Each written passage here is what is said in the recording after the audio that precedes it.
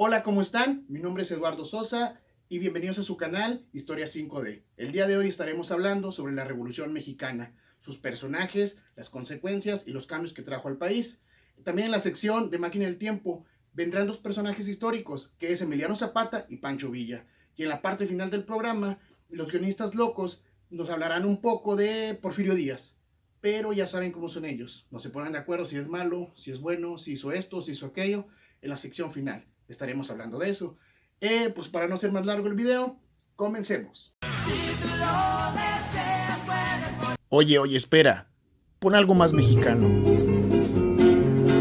En lo alto de una abrupta serranía, acampado se encontraba un regimiento y una moza que valiente los seguía, locamente enamorada del sargento. Popular entre la tropa era Adelita. Para comenzar el video, vamos a hablar un poco sobre la historia de la Revolución Mexicana.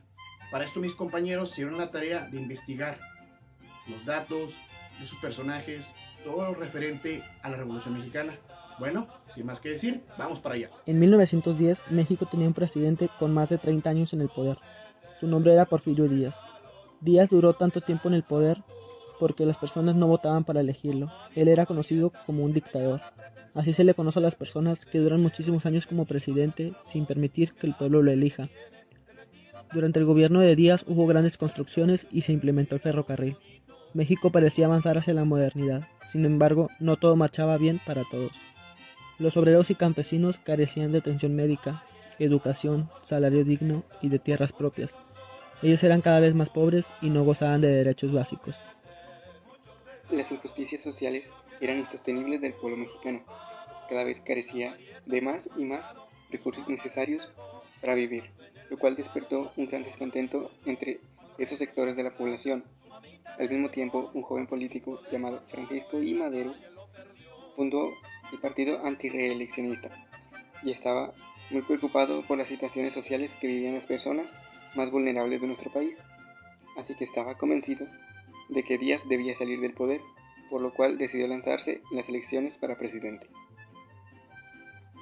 La gente lo apoyó enormemente y todos querían que Francisco I. Madero fuera presidente, así que Porfirio Díaz, celoso de que él podía dejar de ser presidente, decidió encarcelarlo. Una vez en prisión, logró escapar hacia los Estados Unidos, desde donde escribió y promulgó su famoso Plan de San Luis. En dicho plan nació un llamado para toda la población para que estos se levantaran en armas contra el gobierno y la dictadura de Porfirio Díaz. Esto el día 20 de noviembre del año 1910. Todo lo anterior son hechos que causaron el inicio del movimiento de la Revolución Mexicana. Otros personajes importantes en este movimiento son Pancho Villa en el norte del país y Emiliano Zapata en el sur del país, quienes fueron grandes representantes del pueblo mexicano y de la lucha de los obreros y campesinos. La Revolución Mexicana duraría más de 5 años y traería consigo consecuencias que cambiarían el rumbo de nuestro país para siempre. Venustiano Carranza, quien fue otro personaje importante durante la Revolución Mexicana, promulgaría en 1917 la Constitución Política de los Estados Unidos Mexicanos, que trajo consigo cambios como restablecimiento de los derechos laborales, trayendo consigo mejores condiciones de trabajo y la oportunidad de tener un sindicato, la libertad de cultos, la ley de reforma agraria que garantizaba regresar a los campesinos las tierras que les pertenecían. Se logró que la educación fuera laica y gratuita para toda la población, así como otras leyes que conformaban la Constitución Política de los Estados Unidos Mexicanos y que son la base de lo que representa hoy nuestro país. La Revolución Mexicana es uno de los hechos más importantes en la historia del México, así que es muy importante que en esta fecha siempre recordemos y la tengamos presente. Mujeres en la Revolución. Hablar de la Revolución Mexicana también es hablar de mujeres que fueron parte fundamental para el triunfo de muchas batallas de la gesta revolucionaria. Muchas mujeres, como Amelia Robles Ávila, formaron parte del ejército revolucionario encabezando puestos importantes. En el zapatismo, se hizo pasar por hombre para ser admitida dentro del grupo de revolucionarios conocida como Capitán Amelio. Durante sus años de campaña, ascendió hasta coronel de caballería. Carmen Cerdán, junto con sus hermanos Natalia Aquiles y Máximo, se levantaron contra el gobierno de Porfirio Díaz para secundar el llamado de Madero. Ella repartía propaganda antirreeleccionista y escribía bajo el seudónimo de Marcos Serrado. Cuando se termina el periodo de Victoriano Huerta, trabajó como enfermera. Dolores Jiménez y Muro. Se distinguió como periodista y escritora, colaboró en varios periódicos como El Diario del Hogar, donde criticaba el régimen porfirista. Posteriormente se unió a los esfuerzos de Emiliano Zapata, redactando una parte del Plan de Ayala. Muchas mujeres se hicieron famosas por dirigir grupos revolucionarios. Es el caso de Rosa Padilla Camacho, que inició como soldado del Ejército Libertador del Sur. Combatiendo contra fuerzas huertistas, fue reconocida con el grado de capitán la primera. Adela Velarde Pérez se incorpora a la lucha revolucionaria como enfermera de la Cruz Blanca, con tan solo 13 años. Es honrada su valentía y buen corazón que a las mujeres que durante la revolución atendían heridos, cargaban armas, se encargaban de los alimentos y en algunos casos luchaban cuando el momento lo requería. Se les denominó Adelitas. Todas ellas mostraron valentía y contribuyeron en la demanda de justicia, equidad y libertad, en este periodo que vio un nuevo rumbo a nuestra historia.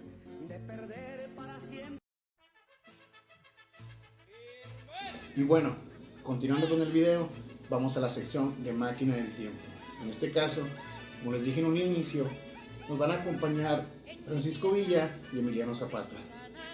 No sé cuál llegue primero, aquí tenemos el botón para iniciar la máquina del tiempo. Que empiece. ¿Qué pasa?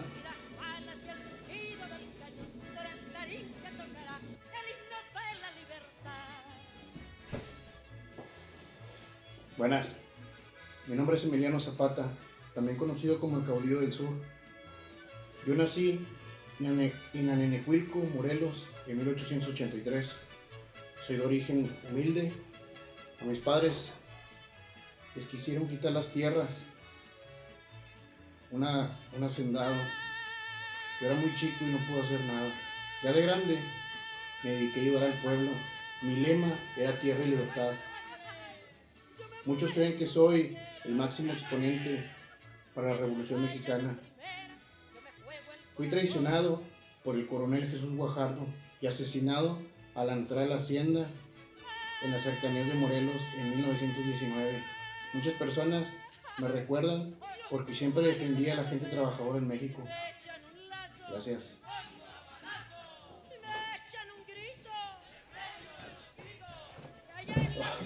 Pues gracias, un hombre de pocas palabras.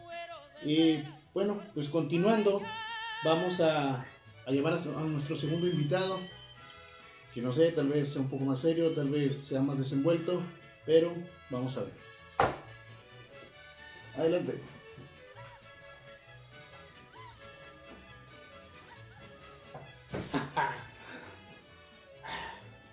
Buenas, mi nombre es Francisco Villa, pero antes de eso les quiero contar una cosa. Mis orígenes son oscuros. Yo no me llamo Francisco Villa, un seudónimo que utilicé para andar de guerrillero. Mi nombre verdadero es Don Doroteo Arango, o Doroteo Arango para la gente.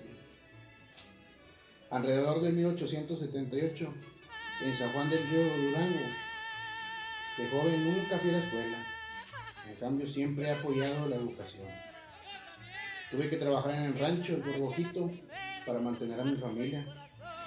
Un día el patrón quiso robarse a mi hermana, y así no se quedó. Tuve que arreglar cuentas con él. Lo tuve que matar y tuve que huir al mismo tiempo. Fui buscado y de ahí viene mi seudónimo, Pancho Villa. Por aquellos años también fui conocido como el Robin Hood mexicano. Firmé un contrato de exclusividad por $25,000 para que pudieran firmar unas acciones de la División del Norte. El 9 de mayo de 1914 se estrenó en Nueva York, Estados Unidos, The Life of the General, una película que hablaba de mis orígenes, cómo trabajábamos. Compuse tractores y establecí una escuela. Intenté buscar la paz, pero la paz siempre me rechazó. En mi retiro, cuando conducía mi automóvil de regreso a la hacienda, algunos de mis hombres y yo fuimos sorprendidos por un grupo de pistoleros que habían preparado una emboscada Y entre cientos de tiros, pues el Centauro del Norte falleció. Muchas gracias. Gracias. Bueno, pues gracias, general. Y bueno, ya vieron, tuvimos de invitados a Francisco Villa, también conocido como el Centauro del Norte, y su nombre real, Doroteo Arango. También el caudillo del sur, Emiliano Zapata, para mí uno de los mejores personajes de nuestra historia. Bueno, vamos a continuar con el video. Vamos con los guionistas que no se ponen de acuerdo si Porfirio Díaz fue bueno o fue malo. Mejor vamos por ellos. Bueno, bienvenidos a la sección de guionistas locos. En este caso vamos a hablar de Porfirio Díaz, que fue una de las figuras más polémicas y conocidas de la historia de México. Entre héroe o villano, parece que no nos ponemos de acuerdo. Hemos batallado un poco con el guión y hemos batallado mucho con este video. Pero bueno, voy a dar mi punto de vista. Porfirio Díaz gobernó durante 31 años, entre 1877 y 1911. En un principio Díaz tuvo un reto de unificar al país. Supo consolidarse, de hecho, como una de las figuras nacionales y autoridad y de respeto, y acabar con múltiples levantamientos nacionales. Sí, a costa de usar la fuerza militar contra aquellos que se subordinaban o se negaban a negociar. Pero hay que aceptar que eso trajo paz a México, la construcción de un montón de industrias que trajeron algo de bonanza económica. Pues para pocos, porque la mayoría de la población se moría de hambre y trabajaban en condiciones infrahumanas. No necesariamente. El crecimiento de la vida económica en el país dio origen a una clase media que antes no existía. Pero igual a ellos no se les permitía acceder a la política. A eso solo accedían los porfiristas. Por eso fueron enojándose poco a poco hasta la revolución. Pero gracias a eso México se modernizó. Se instalaron líneas telegráficas, se construyó más ferrocarriles, se abrieron minas en todo el país. Cananea y Río Bravo, ¿te dicen algo? El porfiriato también fue un momento de bonanza artística y cultural. Se levantaron monumentos, teatros y se implementó la educación científica. Eso sin contar la inauguración de la primera Universidad Nacional. Pero ese aspecto de progreso positivista no quita que Díaz hizo una dictadura. Cambió las leyes para reelegirse una y otra vez, incluso aumentó el periodo de presidencia de 4 a 6 años. Todas las elecciones estaban arregladas y a veces ganaba incluso por una, pues, era el único, pues, o había más, ¿no, verdad? Digo, pues bueno, quizás a todos los mexicanos les estaría bien, ¿no? Pregúntale a los indios y a los yaquis y a los mayas que combatió y exterminó durante su periodo. Porfirio Díaz fue un estadista que incluso logró en los primeros años reconocimientos a Europa y a Estados Unidos después de años de guerras y guerras violentas. Sí, y luego dejó apropiarse de las grandes empresas con un montón de inversión extranjera. Solo la necesaria, porque Díaz incluso nacionalizó los ferrocarriles. Se la pasaba haciendo fraudes, hombre. Pues que aunque te duela, pues que era el presidente que llevó la modernización. Hasta aquí llega nuestro video. Espero les haya servido y les haya gustado. Nos esforzamos bastante, mis compañeros, staff, champs, todos nos esforzamos en hacer este video. Espero les haya sido de su gusto y nos vemos hasta la próxima. Por eso de rateros, por eso nadie las quiere. Se puso varias veces de la misma mancha en la vida. Fue el mejor de la historia. Por eso no sales.